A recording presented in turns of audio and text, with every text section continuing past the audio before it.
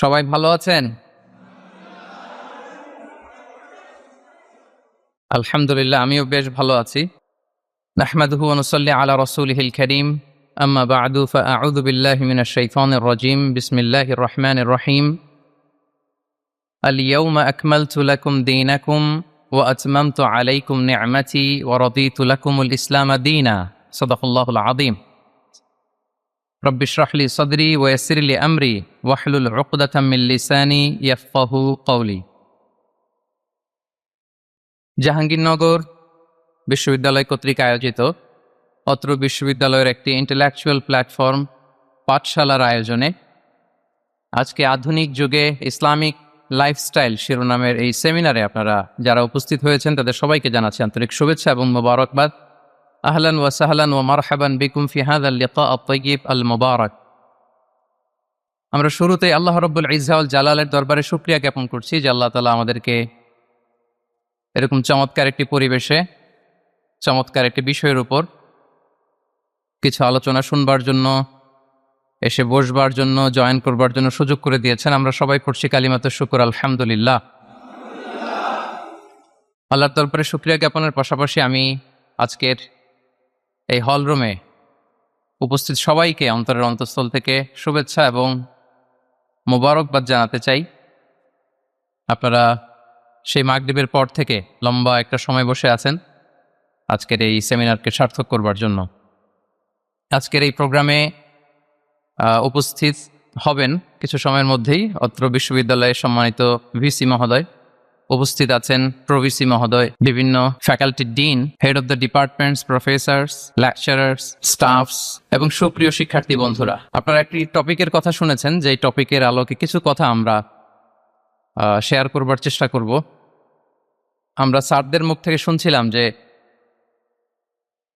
এত চমৎকার পরিবেশে কোনো ইসলামিক সেমিনার বা কনফারেন্স এটা আগে হয়নি। আলহামদুলিল্লাহ, জুলাই আপরাইজিং এর পরে আল্লাহ তাআলা খুব সহজ করে দিয়েছেন আমাদের জন্য, প্রশস্ত করে দিয়েছেন। আপনারা জেনে থাকবেন যে আমি নিজেও প্রায় 5 বছর দেশের বাইরে ছিলাম।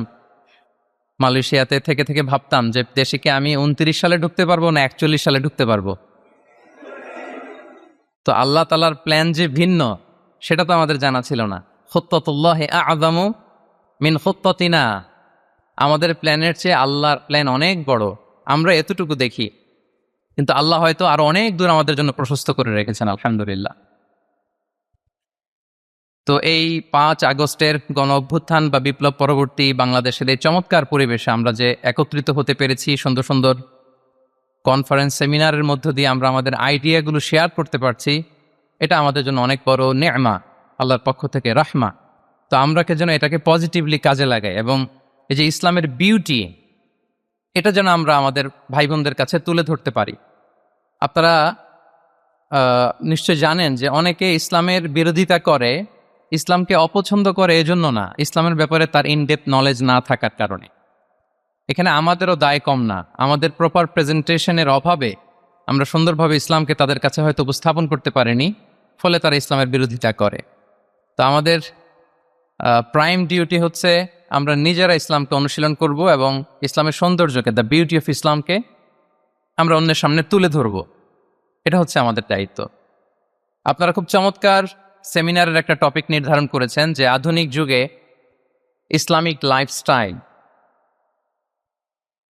শুরুতে আমি ইসলামিক লাইফস্টাইল বলতে আসলে কি বোঝায় এই আইডিয়াটাকে, কনসেপ্টটাকে ক্লিয়ার করে আমি আমার মূল আলোচনায় যাব ইনশাআল্লাহ বিইذনিল্লাহ। খুব সহজে যদি বলি, ইসলামিক লাইফস্টাইল হচ্ছে যে লাইফস্টাইল কোরআন সুন্নাহ থেকে উৎসারিত এবং যে লাইফস্টাইল হচ্ছে এন্ডোর্সড বাই ইসলাম, যে লাইফস্টাইল আমাদের প্রিয় নবী মুহাম্মদ রাসূলুল্লাহ সাল্লাল্লাহু আলাইহি ওয়া আলিহি ওয়াসাল্লাম তিনি নিজে লিড করে দেখিয়েছেন আমাদেরকে। এটাই হচ্ছে ইসলামিক লাইফস্টাইল। আই রিপিট, যে লাইফস্টাইল কোরআন সুন্নাহ থেকে উৎসারিত, যেই লাইফস্টাইলকে ইসলাম এন্ডোর্সড করে এবং যে লাইফস্টাইল আল্লাহ রাসূল সাল্লাল্লাহু আলাইহি ওয়া আলিহি ওয়াসাল্লাম আমাদেরকে তিনি লিড করে দেখিয়েছেন। এটা একটা কমপ্লিট প্যাকেজ, একটা হোলিস্টিক প্রজেক্ট। এখানে কাটছাট করার সুযোগ নেই, মানে পিক অ্যান্ড চুজ করার সুযোগ নেই। আমার পুরো জীবনটাকেই ইসলামে অনুশাসন দিয়ে যদি আমরা পরিচালিত করি, ইসলামের ছাঁচে যদি সাজাই, সেটা হবে ইসলামিক লাইফস্টাইল। এখানে পিক অ্যান্ড চুজের কোনো সুযোগ নাই। মানে মুসলিম হইলে পার্ট টাইম মুসলিম হওয়া যায় না, ফুল টাইম মুসলিম হইতে হয়। মানে জীবনের প্রতিটা অঙ্গনে ইসলামকে আমাদের প্র্যাকটিস করতে হবে, কারণ আমরা জানি ইসলাম মানে হচ্ছে কমপ্লিট সাবমিশন, হ্যাঁ, to the order of Allah, to the wish of Allah. কোনো যদি কিন্তু তবে ছাড়া আল্লাহর আদেশের সামনে নিজেকে উজাড় করে দেওয়ার নাম হচ্ছে ইসলাম। আই রিপিট, আমি আবারও বলছি, কোনো যদি কিন্তু তবে ছাড়া আল্লাহর অর্ডারের সামনে নিজেকে সঁপে দেওয়ার নাম কি? ইসলাম। সবাই বলুন তো, আল্লাহর আদেশের সামনে কোনো যদি কিন্তু তবে ছাড়া নিজেকে সাবমিট করা, এই সাবমিসিভ অ্যাটিটিউডের নাম কি? সবাই বলুন তো। তাহলে আপনি পিক অ্যান্ড চুজ করতে পারবেন না যে এটা আমার ভাল লাগে, এটা আমার সাথে যায়, সো আমি এটা নিলাম, এটা আমার সাথে যায় না, সো এটা থেকে আমি দূরে থাকলাম। তাইলে এটা ইসলামিক লাইফস্টাইল হলো না। এই কনসেপ্টটা কি ক্লিয়ার সবার কাছে? এটা একটা total package, it's a total project, it's a holistic program. আপনি আপনার সুবিধা মতো এখানে কাটছাট করতে পারবেন না, নিলে পুরোটাই নিতে হবে। তো আমরা অনেকে আবার কাটছাট করি নিজের মন মতো। তাদেরকে উদ্দেশ্য করে আল্লাহ তাআলা বলছেন, আফাতুমিনুনা বিবাদিল কিতাবি ওয়া তাকফুরুনা বিবাদ। তোমরা কি আল্লাহর কিতাবের কিছু অংশ মানো আর কিছু অংশ তোমরা অস্বীকার করো? এটা তোমাদের পলিসি? জেনে রেখো, ওয়ার্নিং দিচ্ছেন যে তোমাদের পলিসি যদি এইটা হয়, তাহলে এই দুনিয়াতে আছে তোমাদের জন্য লাঞ্ছনা, আর আখিরাতে তোমাদেরকে শাস্তির মুখোমুখি হতে হবে। তাহলে কাটছাট করার সুযোগ নেই। আমরা যেটা করি, নামাজ, রোজা, হজ, জাকাতের মতো এই যে আনুষ্ঠানিক এবাদতগুলো, এগুলোতে আমরা ইসলামকে খুব মানি, ইসলামের অনুশাসন মানি। কিন্তু আমাদের ব্যক্তি জীবন, পারিবারিক জীবন, সামাজিক জীবন, আমার ডিলিংসগুলো, আমার ট্রেড, আমার বিজনেস, আমার ব্যবসা, আমার বিয়ে শাদী, আমার বিহেভিয়ার, এগুলোকে অনেক সময় আমরা ইসলামের অনুশাসন অনুযায়ী মানতে চাই না। এগুলোর ক্ষেত্রে আমরা অনেক সময় ইসলামের অনুগামী হই না। এইখানে একটা ঝামেলা রয়ে গেছে আমাদের। কিন্তু মূল কথা হচ্ছে, আপনি ইসলামকে মানলে দ্য টোটাল প্যাকেজ আপনাকে মানতে হবে। এখানে কাটছাট করার কোনো সুযোগ আছে বলেন তো? আওয়াজ করে বলেন, কোন কাটছাটের সুযোগ কি আছে? কারণ কমপ্লিট প্যাকেজ, কমপ্লিট প্যাকেজ। জীবনের প্রতিটি অঙ্গনকে ইসলামের অনুশাসন দিয়ে সাজানো, বা জীবনের প্রতিটি অঙ্গনে ইসলামকে অনুশীলন করার নামই হচ্ছে ইসলামিক লাইফস্টাইল। মূলত ইসলামই একটা lifestyle. Islam is not merely a set of beliefs and rituals, rather it's a lifestyle. ইসলাম নিজেই একটা lifestyle that emphasizes justice, spirituality, integrity and modesty. আপনি যদি নিতে চান, আপনাকে পুরোটাই নিতে হবে, তাহলে কাটছাট করার সুযোগ নেই। এটা হচ্ছে প্রথম, first and foremost reminder tonight, যে ইসলাম একটা টোটাল প্যাকেজ, একটা কমপ্লিট প্রোগ্রাম, একটা হোলিস্টিক প্রোগ্রাম। এখানে পিক অ্যান্ড চুজ করতে পারবো না আমরা। আপনি যদি আমাকে ইসলামী লাইফস্টাইলের উপরেই সেমিনারে কথা বলতে বলেন, I must say you have to take the entire package. পুরোটাই আপনাকে নিতে হবে। এই আইডিয়াটা ক্লিয়ার হয়েছে আমাদের সবার কাছে? সবার কাছে ক্লিয়ার তো? তাহলে পিক অ্যান্ড চুজ করবো নাকি? শুনি নাই সবার কাছ থেকে। পিক অ্যান্ড চুজ করা যাবে? কাটছাট করা যাবে? কিছু কিছু রুলস এন্ড রেগুলেশন আমার খুব ভালো লাগে, আমার জন্য খুব সুবিধা হয়, ওইটা নিলাম, বাকিগুলা কাটছাট করে দিলাম। তার মানে সহজভাবে পার্ট টাইম মুসলিম হওয়ার কোনো সুযোগ নেই, হলে ফুল টাইম হতে হবে। কাস্টমাইজড ইসলামের কোনো সুযোগ নেই, টোটাল প্যাকেজটাকে আমার অ্যাডাপ্ট করতে হবে। এটা হচ্ছে ইসলামিক লাইফস্টাইল। তো আজকের এই সেমিনারে আমি কিছু ট্রেটস বা the core values of Islamic lifestyle আপনাদের সাথে শেয়ার করবার চেষ্টা করব, যাতে করে ব্যাপারটা আরও ক্রিস্টাল ক্লিয়ার হয় যে আসলে what is Islamic lifestyle all about. আসলে এটা কি, কিভাবে এটা আমরা অ্যাডাপ্ট করব, কিভাবে এটার সাথে নিজেকে খাপ খাওয়াবো, কিভাবে এটা আমরা প্র্যাকটিস করব। তাহলে প্রাথমিক কথা অলরেডি ডান, যে কাটছাট আমরা করব না, পিক অ্যান্ড চুজ করবো না, টোটাল প্রোগ্রামটাই আমরা নেওয়ার চেষ্টা করব। তো এখন আমরা কিছু কোর ভ্যালিউজের কথা বলবো, যেগুলো দিয়ে ইসলামিক লাইফস্টাইলের মূল ধরনটা আমাদের কাছে ক্লিয়ার হবে। ইসলামিক লাইফস্টাইলের কথা যদি আমাদেরকে বলতে হয়, প্রথম যেই ট্রেট, যে ক্যারেক্টারিস্টিক্স বা ভ্যালিউর কথা আমাকে বলতে হবে, সেটা হচ্ছে দ্য কনসেপ্ট অফ হালাল অ্যান্ড হারাম। ইফ দেয়ার ইজ নো হালাল অ্যান্ড হারাম, there is no Islamic lifestyle, for sure I am telling you.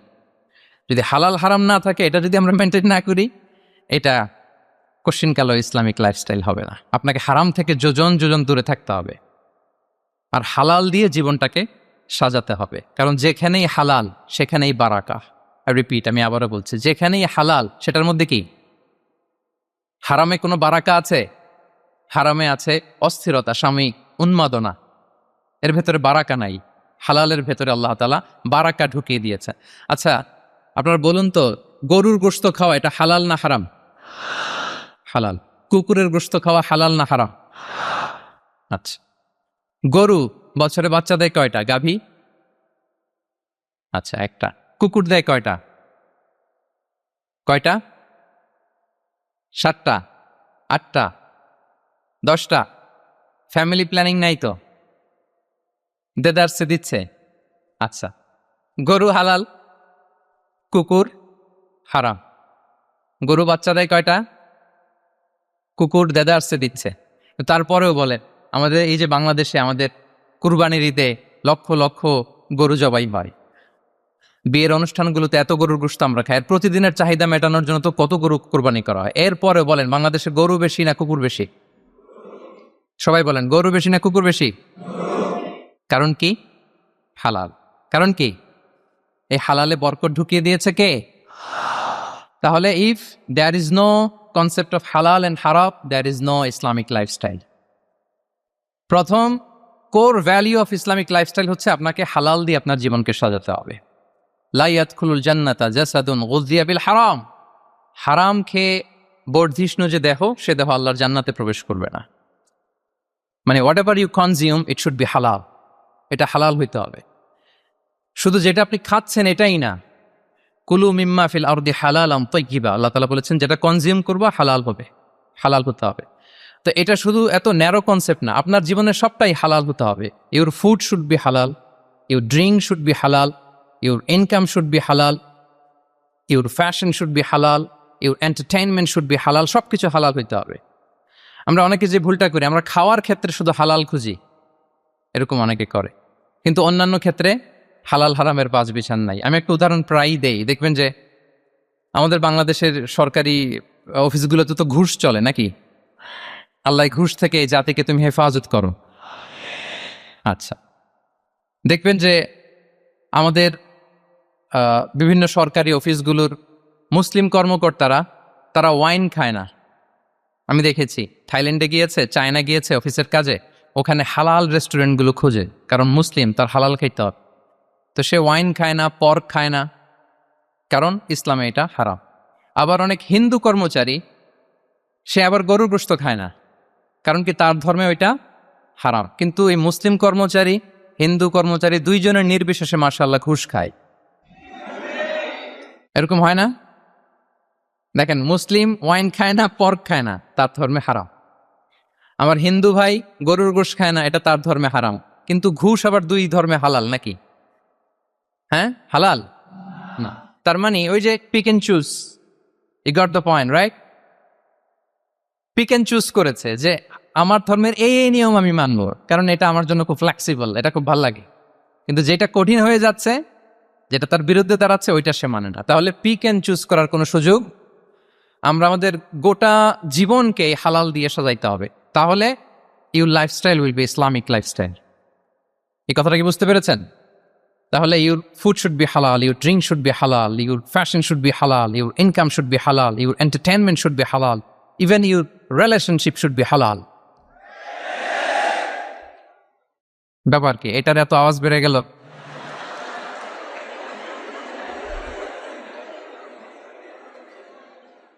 এটা কমন কমন পড়ে গেছে নাকি? আচ্ছা বলেন, হালাল রিলেশনশিপ কোনটা বলেন? এই যে, এই তো আসল জায়গায় হাত দিছি বোধহয়। আমাদের শিক্ষার্থী বন্ধুদের মধ্যে বিবাহিত আছি আমরা? হ্যাঁ, কারা কারা আছি দেখি তো।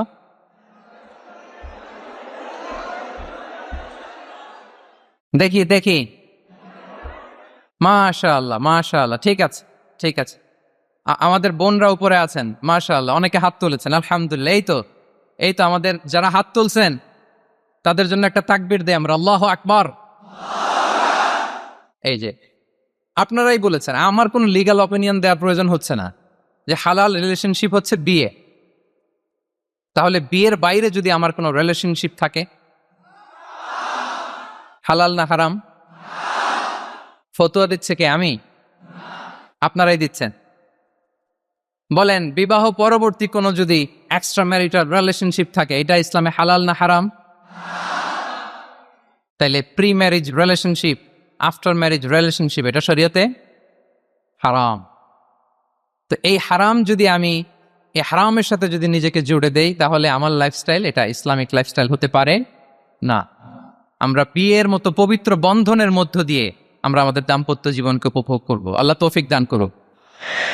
এই যে অনেকে হাত তুলে ফেলছে মার্শাল, তার মানে সেকেন্ড ইয়ারে আছে, ফার্স্ট ইয়ারে আছে, থার্ড ইয়ারে আছে, আলহামদুলিল্লাহ হালাল রিলেশনশিপে তারা কি আছে, মাশাআল্লাহ। তাহলে হালাল এন্ড হারামের ব্যাপারে যদি আমরা বলি, আমাদের পুরো জীবনের প্রতিটি অঙ্গন আমরা হালাল দিয়ে সাজাবো। কি বলেন, পারা যাবে তো ইনশাআল্লাহ? হারামের সাথে আমাদের কোনো সম্পর্ক আছে? হ্যাঁ, আমরা সবকিছু হালাল দিয়ে সাজাবো তো? হারামকে আমরা না বলে দিব না, নো।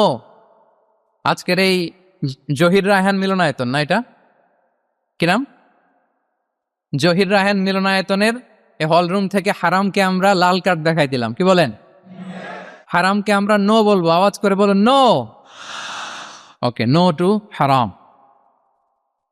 তাহলে দ্য কনসেপ্ট অফ হালাল এন্ড হারাম আশা করি আমাদের কাছে ক্লিয়ার। আমরা হালাল দিয়ে নিজেদের জীবনকে সাজাবো, হারামের সাথে আমাদের কোনো সম্পর্ক নাই। তাহলে একটা ট্রেইট আমরা শেয়ার করলাম, একটা কোর ভ্যালু শেয়ার করলাম, যে আমরা যদি হালাল মেনটেন করতে পারি আমাদের জীবনে, এটা হচ্ছে one of the core values of Islamic lifestyle.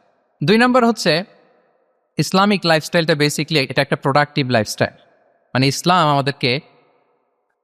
Islami lifestyle আমাদেরকে প্রোডাক্টিভ হতে উদ্বুদ্ধ করে।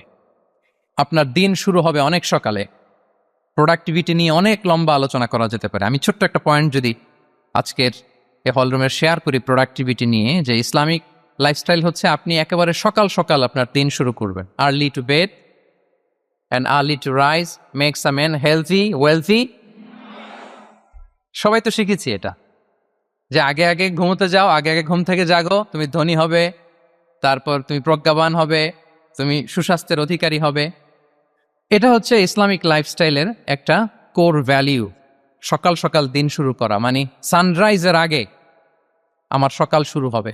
কাজী নজরুলের যে কবিতা, সূর্যি মামা জাগার আগে উঠবো আমি জেগে, পড়েছি আমরা সবাই, কিন্তু হয়তো মানা হয় না। তো এই যে সকাল সকাল ঘুম থেকে ওঠা, এটা যদি আপনার মধ্যে না থাকে, এটা ইসলামিক লাইফস্টাইল হতে পারে না। You must be a morning person. সকাল সকাল উঠতে হবে। আপনার সময় এমনভাবে মেনটেন করবেন আপনি, যে সকাল সকাল ফজরের পর থেকে আপনি অ্যাক্টিভ। তার মানে you have to wake up early, you have to sleep early. একজন মর্নিং পারসন যদি না হন, এটা ইসলামিক লাইফস্টাইল হবে না। এর কারণ আল্লাহ রাসূল সাল্লাল্লাহু আলাইহি ওয়া আলিহি ওয়াসাল্লাম আমাদেরকে সকালে জেগে থাকার ব্যাপারে ইন্সপায়ার করেছেন, এবং তিনি দোয়া করেছেন এই উম্মার জন্য স্পেশালি, যে এই সময়টা এটা ফুল অফ বারাকা, ফুল অফ ব্লেসিংস। তিনি দোয়া করেছেন, আল্লাহুম্মা বারিক লি উম্মতি ফি বুকুরিহা। আল্লাহ এই উম্মতের বুকুরটা, মানে সকালের সময়টা, লেটস সে সানরাইজের পরে 3-4 ঘন্টা, এই সময়টাকে আল্লাহ আপনি বরকত দিয়ে ভরে দেন। তো এই সময়টাতে ঘুমানো যাবে না, এটা হচ্ছে বরকতের সময়। এবং আল্লাহ রাসূল সাল্লাল্লাহু আলাইহি সাল্লাম যদি কোনো সামরিক অভিযান প্রেরণ করতেন, এই টাইমে প্রেরণ করতেন, এই বুকুরের টাইমে। এবং সাহাবারা তাদের কোনো ট্রেড ক্যারাভান, ব্যবসায়িক কাফেলা যখন সেন্ড করতেন, এই টাইমটাতে সেন্ড করতেন, কারণ এই টাইমটাতে পারাকা। তো এখন নিজের সাথে মিলিয়ে নেন যে এই টাইমটাতে আমরা কি করি। আমি জানি না আপনাদের কি অভ্যাস। আমি এসে তো শুনলাম যে জাহাঙ্গীরনগর বিশ্ববিদ্যালয়ে নাকি যতজন শিক্ষার্থী, মানে ততজনের জন্য এখানে আবাসনের ব্যবস্থা আছে। বাংলাদেশের কোনো ইউনিভার্সিটিতে নাকি এটা নাই। আলহামদুলিল্লাহ, অসাধারণ প্রিভিলেজ, এখানে অনেক সুন্দর সুযোগ। তো এখন বলেন, আপনাদের সকালের রুটিন কি? বলেন, ঘুমিয়ে থাকেন না জেগে থাকেন? হ্যাঁ, আচ্ছা, ফজরের পরে আমরা ঘুমাই কারা কারা দেখি? সর্বনাশ। আচ্ছা ঠিক আছে, হাত নামান। আচ্ছা, ফজরের পরে আমরা একটু এক্সারসাইজ করি, পড়াশোনা করতে বসি কারা কারা? মাশাআল্লাহ, আছে কিছু, ঠিক আছে, হাত নামান। এবার 2 বারের 1 বারও যারা হাত তুলেননি তারা হাত তুলেন। আপনারা কি করেন? এইটা এইটা হ্যাঁ, ডিভাইস। তো সম্মানিত সুধী মণ্ডলী, আল্লাহুম্মা বারিক লি উম্মতি ফি বুকুরিহা, আপনারা আমাকে এনেছেন ইসলামিক লাইফস্টাইল নিয়ে বলতে, তো আমাকে বলতেই হবে ফজরের পরে ঘুমানো চলবে।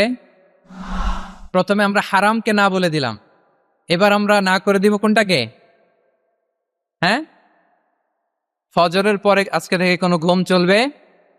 যদি আপনি চান ফজরের পরে আজকে থেকে, আমি এখানে জবরদস্তি করব না, শুধু আপনাদের সামনে আমি প্রেজেন্ট করছি। যদি সেমিনারের যে টপিক নিয়ে আপনারা শুনতে এসেছেন এটা যদি আপনি অ্যাডাপ্ট করতে চান, অনুশীলন করতে চান, হ্যাঁ, ফজরের পরে আজকে থেকে কোনো ঘুম চলবে? এই সময়টাতে অনেক বারাকা আছে। তো কি করতে হবে? এটার জন্য আগে আগে ঘুমোতে হবে। কি বলেন? অনেকে ফজরের এই বরকতময় সময়টা তারা ঘুমাতে ঘুমাতে মিস করে, এর কারণ দেরিতে ঘুমোতে যাওয়া। আগে আগে ঘুমানোর অভ্যাস করতে হবে, কিন্তু আগে তো ঘুম আসে না, তাই না? এই যে ডিভাইস আমাদেরকে ঘুমাতে দেয় না, আমাদের শান্তির ঘুম কেড়ে নিছে এই ডিভাইস। এই ডিভাইস অ্যাডিকশন, স্ক্রিন আসক্তি, এই স্ক্রিন আসক্তি আমাদের শান্তির ঘুমকে কি করেছে? কেড়ে নিয়েছে।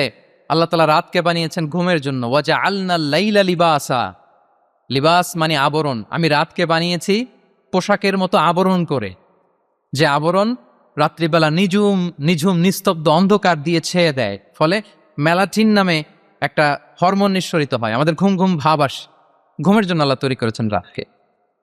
এরপরে আল্লাহ তাআলা বললেন ওয়াজআলনা নাহারা মাআশা, আর দিনকে বানিয়েছি আমি প্রাণ চঞ্চল করে, দিনে আমরা কাজ করব। তাহলে রাতে আগে আগে ঘুম, আর দিনের বেলা আল্লাহ তাআলা আমাদেরকে কাজ করার জন্য সৃষ্টি করেছেন। কিন্তু এই সাইকেলটাকে আমরা ঘুরাই ফেলছি। রাতে যত দেরি করে আপনি ঘুমাবেন, সকালে ঠিক তত দেরি করে আমাকে উঠতে হয়, ঠিক কিনা বলেন?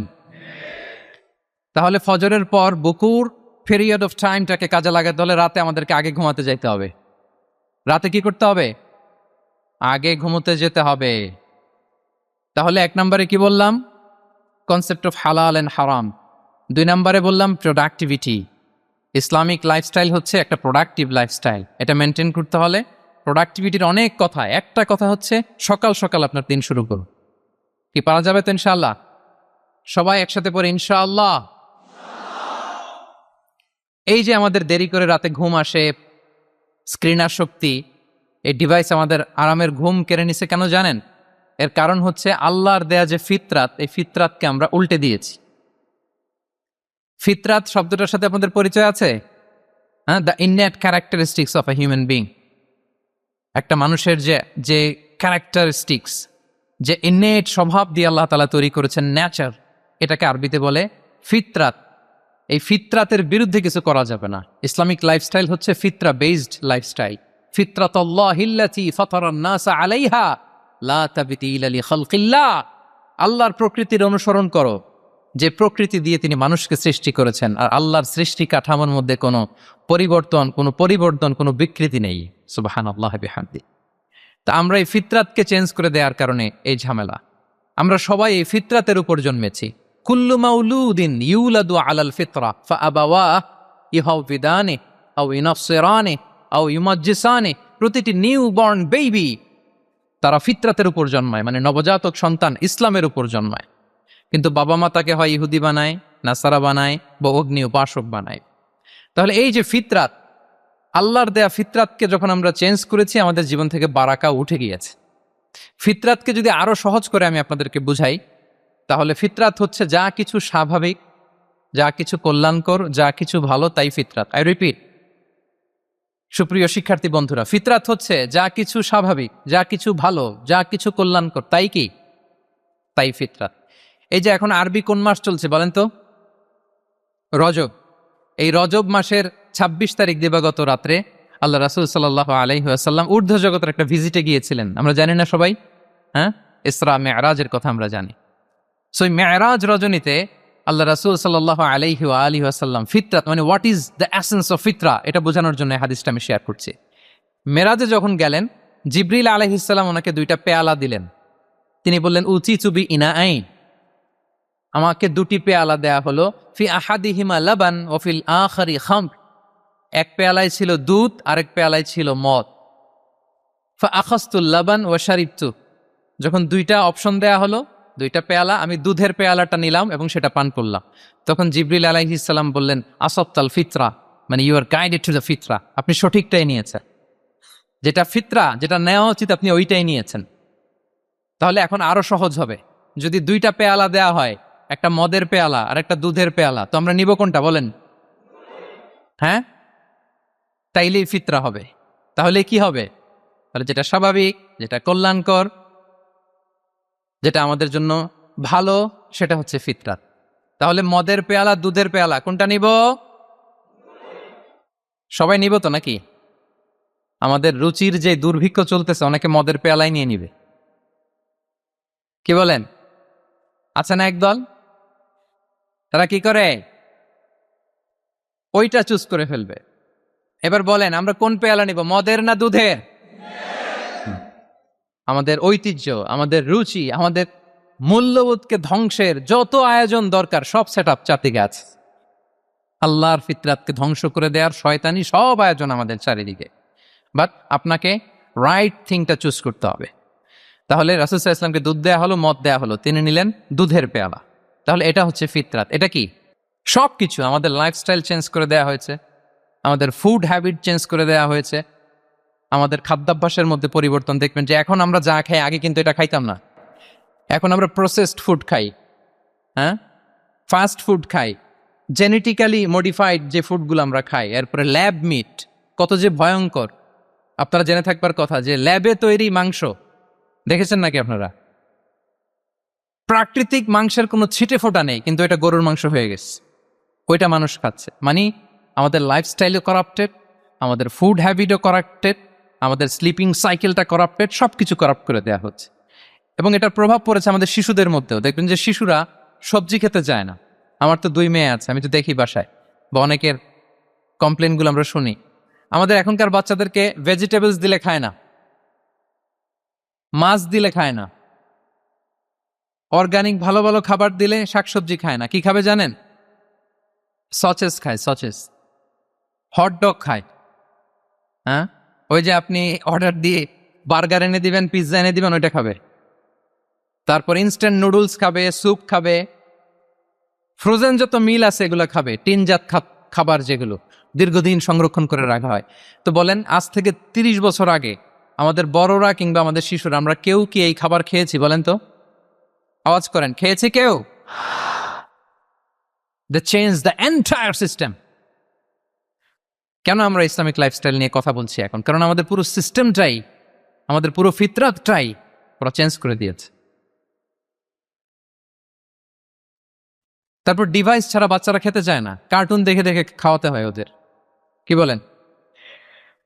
আচ্ছা বলেন তো, আজ থেকে 30 বছর পেছনে ব্যাক টু দ্য হিস্ট্রিতে যদি আমরা যাই, 70-এর দশকে, 80-র দশকে বাংলাদেশের কোনো একটা গ্রামের কথা, একটা পল্লীর কথা আপনি একটু চিন্তা করেন তো। রাত 8টার দিকে, 9টার দিকে আপনি ওই গ্রামের কাউকে খুঁজে পাবেন? 70-এর দশকে, 80-র দশকে একটা গ্রামের, একটা গ্রামীণ একটা পরিবেশের কথা যদি চিন্তা করেন, রাত 8টায় সবার কি অবস্থা বলেন তো? আপনি তো ঘুম খুঁজে পান না, আপনার তো ইনসমনিয়া। আমাদের এখন ট্যাবলেট খাওয়া লাগে না ঘুমের জন্য? আমাদের তো ইনসমনিয়া হয়ে গেছে এখন। কিন্তু আজ থেকে বেশি দূরে না, 30 বছর আগের একটা গ্রামীণ পরিবেশের রাত 8টার পরিবেশ হচ্ছে সবাই ঘুম। আমরা তারও 2 বা 3 ঘন্টা পরে ডিনার করব, কিন্তু ওনাদের মাগরিবের আগে বা পরে ডিনার করে ফেলছে, এশার নামাজ পরেই কি 1-2 জন না, পুরো গ্রাম জামাতে ঘুম, পুরো গ্রাম জামাতের সাথে ঘুম। তো যে লোকটা 8টার দিকে ঘুমালো, ও উঠবে কখন বলেন? রাত 3টার পর ওর ঘুম আসবে? আর হ্যাঁ, ঘুমেরও তো একটা লজ্জা শরমের ব্যাপার আছে, আর কত থাকবে এখানে? কি বলেন? আপনি তো ঘুমাতে যান রাত 2টায়, আর আজ থেকে 30 বছর আগে আমার বাংলাদেশের একটা গ্রামীণ পরিবেশে রাত 8টার দিকে সবাই ঘুম। আমরা এখন যে টাইমটাতে ঘুমোতে যাই, ওই সময় ওনাদের অর্ধেক ঘুম শেষ। ফজরের নামাজ পড়ে আমাদের বাপ চাচারা কি করতো? হ্যাঁ, একটু ব্যাক টু দ্য হিস্ট্রিতে তাকান না। ফজরের নামাজ পড়ে এক বল পান্তা ভাত খাইতো। আমরা তো এখন এতটুক খাইলে আমাদের এটা বার্ন করার জন্য দৌড়াইতে হয় 5 কিলো, জিমনেশিয়ামে যাইতে হয়, কত আয়োজন, কত ওয়ার্কআউট করা লাগে। এক বল কাঁচামরিচ দিয়ে, পোড়ামরিচ দিয়ে ভাত খেয়ে চলে যাইতো ফসল খেতে, দুপুরে আবার এক বল, খাইতে বসলেই এক বল। আমরা সারা মাসে খেতে পারি না এক বল। আচ্ছা, কি খেত? খাওয়ার আইটেমটা দেখেন তো, কোনো ফরমালিন আছে? কথা বলেন। কোনো মেডিসিন ছিল না, একেবারে ফ্রেশ, হ্যাঁ, পিওর অর্গানিক। নিজেদের মাঠ থেকে আনা যে ধান, ঢেকি ছাটার ধান দিয়ে ভাত খেত। বাড়ির পুকুরের মাছ, কোনো ফরমালিন নাই। নিজের চাষ করা সবজি খেত, গোয়ালের দুধ খেত। আমরা অনেকে মনে করি যে আমাদের এই যে সায়েন্স অ্যান্ড টেকনোলজিক্যাল অ্যাডভান্সমেন্টের যুগে আমরা বোধহয় খুব সুখে আছি, আমাদের দাদা পরদাদারা বোধহয় এত সুখ করে যায় নাই। ওনারা যে সুখ করে গেছে তা আমরা চোখেও দেখিনি। আমার দাদা পরদাদারা যে সুখে লাইফ লিড করেছে তার অর্ধেকও আমরা করতে পারি না। তারাই আসলে শান্তির, সুখের, আনন্দের সময়টা তারা কাটিয়েছে। তাহলে সম্মানিত সুধীমণ্ডলী, পুরো আমি আপনাদেরকে বোঝানোর চেষ্টা করছি যে ইসলামিক লাইফস্টাইল নিয়ে why we should talk about Islamic lifestyle, কারণ পুরো সিস্টেমটাকে তারা করাপ্ট করেছে। The food habit, the lifestyle, the sleeping style, সব চেঞ্জ করেছে। তো এই জন্য আল্লাহর দেয়া ফিতরাতকে যেন আমরা প্রিজার্ভ করি, আমরা সচেতন হই। এখনই যদি সচেতন না হই, ডিজাস্টার আমাদের জন্য অপেক্ষা করছে। Just wait and see. তাহলে ইসলামিক লাইফস্টাইল হচ্ছে একটা ফিতরা বেসড লাইফস্টাইল। এই ফিতরাকে আমাদেরকে প্রিজার্ভ করতে হবে। তাহলে 3টা পয়েন্ট বলে ফেলছি অলরেডি, যদি আপনাদের মনে থাকে। প্রথমে কি বলেছিলাম? হালাল, হালাল দিয়ে জীবন সাজাবো। 2 নম্বরে প্রোডাক্টিভিটির জন্য কি করব? রাতে দেরি করে ঘুমাবো, তাহলে আগে আগে ঘুমাবো, ফলে আগে আগে ঘুম থেকে জেগে কাজ শুরু করব। 3 নম্বরে ফিতরা, মানে আল্লাহর দেয়া প্রাকৃতিক যে নিয়ম, মানে আলোর সাথে সাথে আমার জীবন শুরু, আলো নাই আমিও ঘুমাই পড়বো। কি বলেন? আপনি উন্নত দেশে তো তাই হয়। জাপানে আমি কয়েকবার গিয়েছি, আগে আগে ঘুমায় পড়ে। ইভেন আমেরিকাতে আমি কয়েকবার গিয়েছি, অনেক অনেক শহরে 8টার পরে সুপার শপ বন্ধ, 8টার পরে ঘুমেরা। আমরা হাঁটছি কোন দিকে? আমরা একটু নিজেদেরকে প্রশ্ন করি। তাহলে 3 নাম্বার হচ্ছে ফিতরা বেসড যে লাইফস্টাইল, এটার দিকে আমাদেরকে ফিরে আসতে হবে। 4 নাম্বার হচ্ছে মডেস্টি, শালীনতা। One of the core values of Islamic lifestyle. এই শালীনতা আমরা হারাতে বসেছি। মডেস্টি বললে অনেকে শুধু কাপড় চোপড় নিয়ে চিন্তা করে যে ছোট কাপড়, বড় কাপড়। Modesty is not about only clothing, but also your behaviour, your dealing, your overall character. শুধু আপনি মডেস্টি, শালীনতা বললে কাপড় চোপড় নিয়ে চিন্তা করবেন না।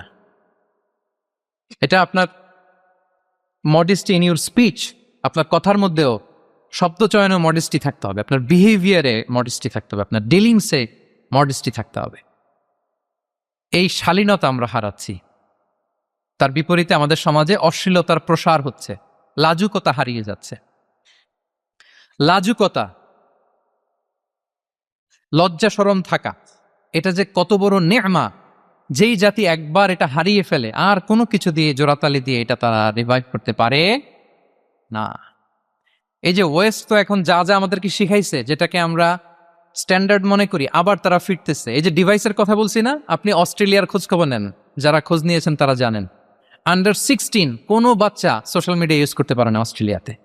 1 মাস অ্যাপ্লাই করে, কান্ট্রি ওয়াইড অ্যাপ্লাই করে দেখায় ফেলছে। Facebook, including Facebook, WhatsApp, Twitter, TikTok, 10টা অ্যাপস যেগুলো বাচ্চাদের মধ্যে এডিকশন নিয়ে আসে, এগুলো সব বন্ধ। জানেন এই নিউজটা? জানেন? মানে ফিরতেছে, উল্টা ফিরতেছে। এই যে শালীনতার কথা আমরা বলি, এটা হারাচ্ছে। রাসূল সাল্লাল্লাহু আলাইহি ওয়াসাল্লাম বলেন, যার শালীনতা নাই, ইযা লাম তাসতাহি ফাসনা মা শি'তা, যখন তোমার লজ্জা শরম থাকবে না, যা মনে চায় তাই করো। শিশু মোহাম্মদ চলে গেল সেই বনু সাআদে। ছোট্ট মোহাম্মদ কাঁদে না, কাঁদে না কখন? ক্ষুধা লাগলেও কাঁদে না, ব্যথা পেলেও কাঁদে না। কিন্তু ছোট্ট মোহাম্মদের প্রাইভেটসের জায়গা থেকে কাপড়টা যখন সরে যেত, শিশু মোহাম্মদ কেঁদে দিত। সুবহানাল্লাহ। শালীনতা, ইযা লাম তাসতাহি ফাসনা মা শি'তা। রাসূল সাল্লাল্লাহু আলাইহি ওয়াসাল্লাম বলেছেন, যদি তোমার লজ্জা শরম না থাকে, লজ্জা শরমের মাথা যদি তুমি খাও, তুমি সব করতে পারবা, তোমাকে দিয়ে সব সম্ভব। তাহলে এই শালীনতা, এটা অনেক বড় নেয়ামা সম্মানিত বন্ধুরা। আজকে দিনকে দিন আমাদের সমাজ থেকে শালীনতা হারিয়ে যাচ্ছে, লাজুকতা হারিয়ে যাচ্ছে। নারী পুরুষ উভয় দিক থেকে বিশেষ করে আমাদের বোনদেরকে টার্গেট করা হয়েছে। নারীদেরকে, আমাদের বোনদেরকে, তাদেরকে প্ররোচিত করা হচ্ছে, তাদের সামনে আইডিয়া হাজির করা হচ্ছে যে যে নারী যত বেশি নগ্ন হতে পারে সে তত বড় সাহসী নারী। বলেন, আমাদের সমাজে পত্রপত্রিকা আপনারা দেখেন না এটা? যে নারী নিজেকে যত এক্সপোজ করবে সে তত বড় কি সাহসী নারী, এই তকমা তাকে দেয়া হচ্ছে। এটা টোটাল কমপ্লিট শয়তানের একটা মিশন। শয়তানের প্রথম মিশন হচ্ছে বনি আদমকে বিবস্ত্র করা। কি করা? আল্লাহ তাআলা আদম আলাইহিস সালাম, হাওয়া আলাইহিস সালামকে বলেছিলেন যে নিষিদ্ধ গাছ যেও না, খেও না। শয়তানের প্ররোচনায় খেয়ে ফেলেছিলেন, সাথে সাথে জান্নাতের পোশাক খুলে পড়েছে। তার মানে শয়তানের প্রথম মিশন হচ্ছে মানুষকে কি করা? নগ্ন করা। মানুষকে কি করা? নগ্ন করা। তাহলে আমাদের বোনদেরকে এমন ভাবে তাদের সামনে উপস্থাপন করা হচ্ছে, প্ররোচিত করা হচ্ছে এবং বলা হচ্ছে নগ্নতার পথে যে বেশি হাঁটে সে নাকি তত সাহসী নারী। নাউযুবিল্লাহি মিন যালিক। তাহলে এই যে মানব জাতিকে বস্ত্রহীন করা, এটা শয়তানের একটা মিশন। তার বিপরীতে ইসলাম নারীকে সম্মান দিয়েছে, সম্মান করেছে। যে ঘরে প্রথমে কন্যা জন্মায়, খায়রুকুম মান বুখিরা বিল উনসা, সে ঘরটাকে আল্লাহ তাআলা বরকতময় করে দেয়। 2 সন্তান তো 2 জান্নাতের দরজা ওপেন। 2 কন্যা সন্তান, 3 কন্যা সন্তান তো 3টা জান্নাতের দরজা ওপেন। সুবহানাল্লাহ। স্ত্রী হয়ে যখন ঘরে যাবে, যে ব্যক্তি তার স্ত্রীর কাছে সেরা, পরিবারের কাছে সেরা, সে সবার কাছে সেরা, সে আল্লাহর কাছে সেরা। সুবহানাল্লাহ। এবং কোনো মা যদি সন্তান জন্ম দিতে যে মারা যায়, কিয়ামতের দিন আল্লাহ তাআলা ওই মাকে শহীদদের কাতারে দাঁড় করাবেন। আর যদি সেফলি সন্তান ভূমিষ্ঠ হয়, আল্লাহ বলে মায়ের পায়ের নিচে ওই সন্তানের বেহেশত। সুবহান। কিভাবে নারীর স্টেটাস, মর্যাদাকে ইসলাম বাড়িয়েছে। এবং এই যে ইসলাম যে নারীকে যে ভিআইপি হিসেবে কনসিডার করে, হ্যাঁ, ইসলামের দেয়া নারীর ড্রেস কোড নিয়ে আমাদের অনেকের কত কথা, কত ক্রিটিক। এটা কেন করে? কারণ Islam consider women as a queen. ইসলাম তো নারীকে রানী হিসেবে কনসিডার করে। কি হিসেবে বলেন? আচ্ছা বলেন, যে কুইন হবে, যে রানী হবে, তার একটা স্পেশাল ড্রেস কোড থাকবে না? তার একটা স্পেশাল প্রোটোকল থাকবে না? রানীর সাথে কি যা মনে চায় তা করা যায়, দেখা করা যায়, তার কাছে যাওয়া যায়? আল্লাহু আকবার। কারণ ইসলাম চায় নারীদের জন্য পৃথিবীটা নিরাপদ হোক। ইসলাম চায় নিজ গৃহে বা কর্মক্ষেত্রে নারীরা নিরাপদ থাক। ইসলামের যত ভ্যালিউজ আছে, যত রুলস এন্ড রেগুলেশন আছে, এটা আমাদের ভালোর জন্য, মানব জাতির কল্যাণের জন্য। তাহলে এই অশ্লীলতা থেকে আমাদের যোজন যোজন দূরে থাকতে হবে। If you talk about Islamic lifestyle, আমাদেরকে শালীনতা, মডেস্টি ফিরিয়ে আনতে হবে। You have to maintain modesty. এজন্য সম্মানিত সুধীমণ্ডলী, শালীনতার কোনো বিকল্প নেই। If you want to take care of yourself, if you want to take care of your family, your society, you have to maintain modesty. কোনো বিকল্প নেই, সাবধান হইতে হবে আমাদেরকে। তাহলে 4 নম্বরে কি? শালীনতা, মডেস্টি। শালীনতা হচ্ছে ইসলামিক লাইফস্টাইলের ভূষণ। এখন পরিকল্পিতভাবে এই শালীনতার কবর রচনা করা হচ্ছে আমাদের সমাজে। আপনারা কি রাগ করতেছেন? কথা ক্লিয়ারলি বুঝতে পারতেছেন? আমি যদি রয়ে শয়ে কথা বলি বুঝতে পারবেন আপনারা? ক্লিয়ারলি মেসেজগুলো আমি আপনাদের সামনে পৌঁছে দিচ্ছি। তাহলে কয়টা গেল? 4টা। হালাল, প্রোডাক্টিভিটি, প্রিজার্ভিং ফিতরা অ্যান্ড ফাইনালি মডেস্টি। 4টা কাভার। 5 নম্বরে হচ্ছে ইসলামিক লাইফস্টাইল যদি আমরা মেনটেন করি, we must have to be optimistic, hopeful, আশাবাদী হইতে হবে। মুমিনের ডিকশনারিতে হতাশা নেই। আমরা হতাশ হই না, আমরা নিরাশ হই না, আমরা ভরসা রাখি এক মহান সত্তার উপর। আওয়াজ করে বলুন, তিনি কে? শয়তানের মিশন হচ্ছে আমাদেরকে হতাশ বানানো। আমি স্টেজে ওঠার আগে সম্মানিত স্যার বলতেছিলেন যে আপনি একটু আশাবাদী করবেন আমাদের নারী শিক্ষার্থীদের ব্যাপারে, আমাদের ছেলে শিক্ষার্থীদের কয়েকটা ইস্যু স্যার বললেন যে কিছু ফ্রাস্ট্রেশন তাদের মধ্যে কাজ করে। আজকে আপনাদের ডিকশনারি থেকে ফ্রাস্ট্রেশনকে একেবারে অমিট করে দিয়ে যাও। বলেন, বিশ্বাসীদের ডিকশনারিতে হতাশা বলে কোনো শব্দ আছে? ফ্রাস্ট্রেশন আছে? কারণ শয়তানের মিশন হচ্ছে আমাদেরকে হতাশ বানানো। কি বানানো? শয়তান আমাদেরকে আশাবাদী করতে চায় না। সে চায় আমরা যেন হতাশ হই। আমি ভুল করেছি, পাপ করেছি, অন্যায় করেছি, তো শয়তান সেই পাপের সাগরে আমাকে হাবুডুবু খাওয়াতে চায়। বলে, আর অনেক ভুল হয়ে গেছে, অনেক দূর তুই চলে এসেছিস, আর আল্লাহ তোকে ক্ষমা করবে না, থাক, এখানেই থাক, করতে থাক। এরকম শয়তান টেম্পটেশন দেয়, প্রভোকেশন করে। কিন্তু শয়তান জানে না যে আল্লাহর রহমতের দরিয়া কত বড়। শয়তানের মিশন হচ্ছে আমাদেরকে হতাশ বানানো, আর আল্লাহর বাণী আমাদের হৃদয়ে আশা জাগায়, আশাবাদী করে তোলে। আল্লাহর এই কিতাবের, কোরআনের প্রতিটি আয়াতে পরতে পরতে পাবেন আপনি মোটিভেশন, ইন্সপিরেশন। আল্লাহু আকবার। লা তাহজান ইন্নাল্লাহ মা'ানা। মনকে তুমি বুঝিয়ে বলো আল্লাহ আছেন আমার সাথে। জাহাঙ্গীরনগর বিশ্ববিদ্যালয়ের আমার সুপ্রিয় শিক্ষার্থী বন্ধুরা, এই বাক্যটি নিজের জীবনের জন্য, নিজের জীবনের সাথে সেট করে নেন। মনকে তুমি বুঝিয়ে বলো আল্লাহ আছেন আমার সাথে। বিপদে আপদে, আমাদের লাইফে আপস এন্ড ডাউনস থাকে, সব মুহূর্তে আমরা এই কথাটা খেয়াল করব যে কেউ যদি আমাকে হেল্প করার জন্য নাও থাকে, এক মহান সত্তা আছে। তিনি কে? আল্লাহ রাসূল সাল্লাল্লাহু আলাইহি ওয়াসাল্লাম, আবু বকর রাদিয়াল্লাহু তাআলা আনহু গারে সাউরে হিজরতের রাতে লুকিয়ে আছেন। কুরাইশরা খুঁজতেছে, আবু বকর রাদিয়াল্লাহু তাআলা আনহু তটস্থ, না জানি ধরা পড়ে যাই। তিনি বলছেন, কুরাইশরা আমাদের এত পাশ দিয়ে যাচ্ছে, একটু মাথা নিচু করলে দেখে ফেলবে আমাদের। রাসূল সাল্লাল্লাহু আলাইহি ওয়াসাল্লাম বলছেন যে ভয় পেও না। আবু বকর, তুমি কি ভেবেছো আমরা এখানে গুহাতে দুইজন? না না, এই গুহায় আমরা দুজন নই, আমাদের সাথে একজন মহান সত্তা আছে। তিনি কে? আমরা তিনজন এখানে। লা তাহজান ইন্নাল্লাহা মা'ানা। ভয় পেও না, হতাশ হয়ো না, নিশ্চয় আল্লাহ আমাদের সাথে আছে। আল্লাহ তাআলা সরাসরি কথাটাকে কোরআনে কোট করেছে যে লা তাহজান ইন্নাল্লাহা মা'ানা। তাহলে সুপ্রিয় বন্ধুরা, এই বাক্যটা আমাদের খেয়াল রাখতে হবে, যাদের মধ্যে ফ্রাস্ট্রেশন কাজ করে, যে মনকে তুমি বুঝিয়ে বলো কে আছেন আমার সাথে? আল্লাহ আছেন আমার সাথে। এরকম কোরআনের পরতে পরতে অনেক আয়াত পাবেন। লা তাইয়াসু মির রাউহিল্লাহ ইন্নাহু লা ইয়াইয়াসু মির রাউহিল্লাহি ইল্লাল কওমুল কাফিরুন। আল্লাহর রহম থেকে নিরাশ হয়ো না। কাফিররা ছাড়া কেউ আল্লাহর রহম থেকে নিরাশ হয়? আমি আপনি আমাদের জীবনে কত ভুল করেছি, কত অন্যায় করেছি, কতটাই বা পাপ করেছি। মনে রাখবেন, আমাদের পাপ যত বড় হোক, আল্লাহর রহমতের দরিয়া তার চাইতেও বড়। ইন্না মা'আল উসরি ইউসরা ফাইন্না মা'আল উসরি ইউসরা, and verily with every hardship there is an ease.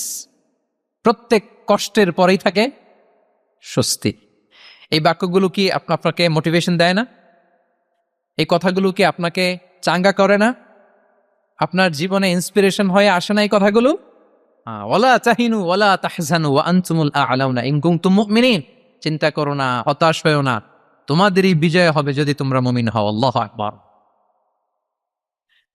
তাহলে আপস এন্ড ডাউনস থাকবে, এবং মুমিন জীবনে তো হতাশা থাকবেই না। কারণ আমার জীবনে যদি কোনো কষ্টের ঘটনা ঘটে, এটার জন্য আমি রিওয়ার্ড পাব। আমি যদি অসুস্থ হই, আমার প্রত্যেক অসুস্থতার কারণে আমার পাপ মোচন হয়। সুবহানাল্লাহ পড়েন। আপনার জ্বর হয়েছে, এই জ্বরের কারণে আল্লাহ আপনার গুনাহ মাফ করবেন। আপনি ব্যথা পেয়েছেন, অসুস্থ হয়েছেন, আল্লাহ তাআলা গুনাহ মাফ করে দিবেন। তাহলে হতাশার কোনো সুযোগ আছে বলেন? না। মুমিন জীবনে হতাশার কোনো সুযোগ নেই। রাসূল সাল্লাল্লাহু আলাইহি ওয়াসাল্লাম বলেন, মা ইউসিবুল মুসলিমা মিন নাসাব ওয়ালা ওয়াসাব ওয়ালা হাম্মিন ওয়ালা হুজনিন ওয়ালা আযান ওয়ালা গাম্মিন হাত্তা শাওকাতি ইউশাকুহা ইল্লা কাফারাল্লাহু বিহা মিন খাতায়া। মুমিন জীবনে যত ব্যথা, কষ্ট, দুঃখ, এমনকি ফল পাড়তে যে গাছের কাটার খোঁচা যদি খান, রাসূল সাল্লাল্লাহু আলাইহি ওয়াসাল্লাম বলেন ওই খোঁচার ব্যথার কারণে আল্লাহ তোমার গুনাহ মাফ করে দেয়। কেউ অসুস্থ হয়ে রাসূল সাল্লাল্লাহু আলাইহি ওয়াসাল্লামের কাছে আসলে রাসূল সাল্লাল্লাহু আলাইহি ওয়াসাল্লাম কি বলতেন জানেন? কেউ জানেন? লা বাস আলাই তুহুরুন ইনশাআল্লাহ। তিনি বলতেন, আরে don't worry about it, it will cleanse up your scenes. ভয় পেও না, আরে এই অসুস্থতা, এটার কারণে আল্লাহ তোমার গুনাহ মাফ করে দিবে। সুবহানাল্লাহ। তাহলে অসুস্থ ব্যক্তি আর উজ্জীবিত হতো না?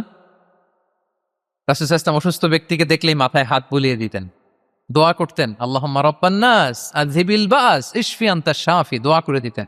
আর বলতেন, আরে ভয় পেও না, এই অসুস্থতা তোমার গুনাহ মাফ করে দিচ্ছে। তাহলে অসুস্থতার মধ্যেও তারা উজ্জীবিত হতো। আমরা মানুষকে আশাবাদী করব, ভয় দেখাবো না। অসুস্থ মানুষকে ভিজিট করতে গেলে আপনারা কি করেন? ভয় দেখান নাকি? না, আশাবাদী করবেন। বলবেন যে আরে কি অসুস্থতা, আপনার দেখে দেখে অনেক সুস্থ লাগতেছে, বলতে পারবেন না? কিন্তু আমরা কি করি? কেউ অসুস্থ হইলে ওই অসুস্থতায় সবচেয়ে কষ্ট পেয়ে যে মারা গেছে তার হিস্ট্রি বলা শুরু করি। এরকম করে না অনেকে? ধরেন যে একজন ক্যান্সারের পেশেন্টকে দেখতে গেছেন, এইবার যে আপনার কোন খালা ক্যান্সারে কিভাবে ধুকিয়ে ধুকে মরছিল, ওই হিস্ট্রি আপনি বয়ান দিতে শুরু করছেন। বেচারা বাঁচবে? যাক একটু সুস্থ ছিল ওইটাও তো অসুস্থ বানাই দিছে, কি বলেন? তাহলে ইসলাম আমাদেরকে আশাবাদী করে। প্রিয় ভাই এবং বোনেরা, কি করে? আশাবাদী করে। আমরা যদি আমাদের কোনো প্রিয়জনকে হারাই, আমরা আশাবাদী হয়েই হারাই, কারণ তাকে আমি চিরকালের জন্য হারাচ্ছি না। আপনি আপনার আব্বাকে হারাচ্ছেন তো কি হয়েছে? বাপ হারায় তো কাঁদবে নাস্তিক, কি বলেন? নাস্তিকদের তো মরার পরে নাকি আর কিছু নাই। হ্যাঁ, দেখবেন আপনাদের সামনে সামনে অনেক কিছু বলে যে কিছু নাই, যা দেখি না বিশ্বাস করি না। একা একা যখন মৃত্যুর পরে কি হবে চিন্তা করে ওর দম বন্ধ হয়ে আসে। ইসলাম মানুষকে আশাবাদী করে। দেখেন আমরা কত দূর দেখি, কত দূর ভাবি। আমার দাদা মারা গেছে, এটা আমার কোনো টেনশনেরই কারণ না, কারণ আমি সবসময় ভাবি আমার দাদাকে আমি ওপারে যেয়ে পাবো। আমার আব্বাকে আমি হারিয়েছি তো ওপারে পাবো। আমার বন্ধুকে আমি হারিয়েছি, কাছের বন্ধুটা যে আমার জন্য খুব ইন্সপিরেশন ছিল, সাময়িক বিচ্ছেদ এটা আমাদের জন্য, কারণ আমরা ওই জগতে বিশ্বাস করি। আল্লাহু আকবার। তাহলে হতাশা আমাদের ডিকশনারিতে আজকে থেকে রাখা যাবে। ইসলামিক লাইফস্টাইল যদি মেনটেন করতে চান, you have to be optimistic. Clear কথাটা? আচ্ছা, এরপরে গ্রেটফুলনেস, 6 নাম্বার।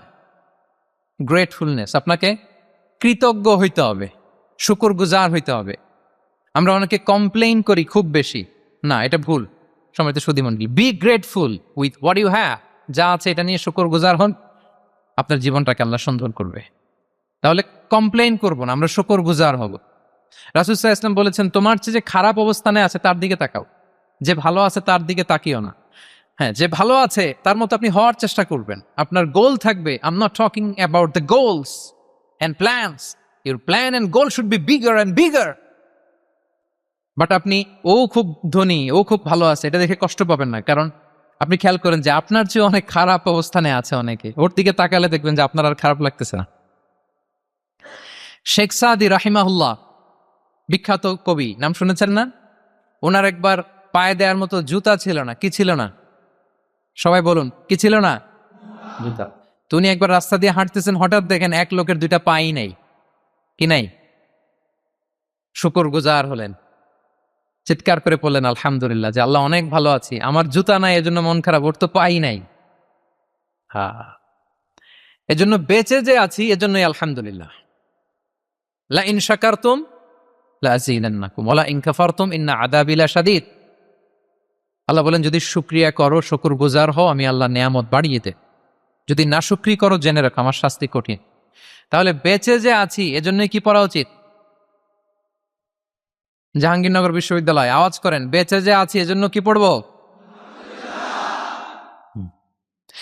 আপনি যে অবস্থানে থেকে খুশি না, ভাল লাগে না আপনার, যে হায় রে আমি তো লুজার, আমার কিচ্ছু নাই, আপনার এই অবস্থানে পৌঁছাটা অনেকের জন্য স্বপ্ন। মানে যেটা পেয়ে আপনি হ্যাপি না, অতটুকু হইতে পারাটা অনেকের কি স্বপ্ন। আপনাকে যদি জিজ্ঞেস করি, ভাই কি চান, কি লাগবে বলেন, কি চান? তা আপনি বলবেন যে শেখ আমি ধনী হইতে চাই, আমার একটা ব্রাইট ক্যারিয়ার চাই, আমি টাকা চাই, আমি খ্যাতি চাই, আমি ক্ষমতা চাই, এটা চাই। কত যে চাওয়ার ফিরিস্তি আমাদের।